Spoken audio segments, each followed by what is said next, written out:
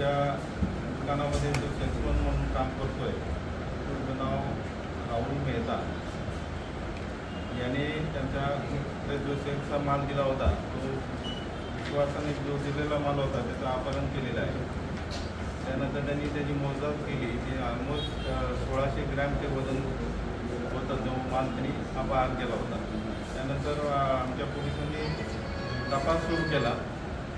तपासामध्ये जरा टेक्निकल तपास केल्यानंतर लक्षात आलं की हा त्या पिरियडमध्ये जो गायब झालेला आहे साधारण 8 तारखेपासून तो कामावर येत नव्हता।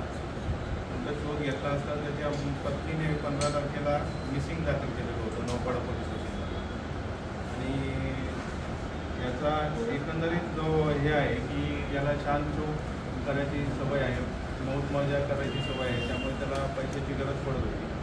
सुरुवातीला त्यासाठी त्यांनी थोड्या प्रमाणावर पैसे सोने हे केलं दुकानात आणि मालकाला संशय आला नाही। त्यानंतर त्यांनी मोठ्या प्रमाणावर सोन्याचा अपहार केला।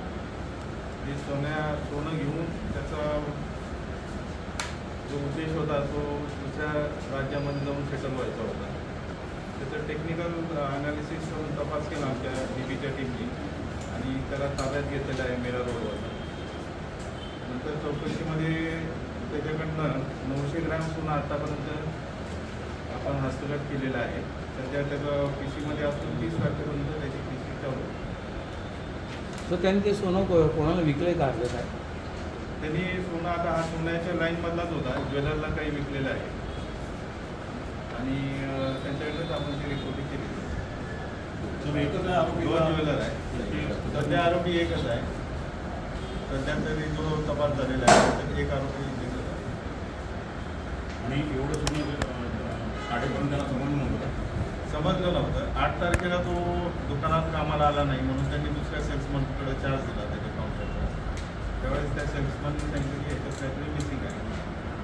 त्याच्या मिसिंगचा त्यांनी रिपोर्ट दिल्यानंतर मग यांनी स्टॉकचा आढावा घेतला आणि त्यावेळेस त्यांच्या लक्षात आलं एवढं सोनं केलेलं आहे। साहेब पण 1 करोड रुपयाचं सोनं आहे ते एकट्याचं काम नसणार आहे, किती एकट्याचं काम नसणार आहे।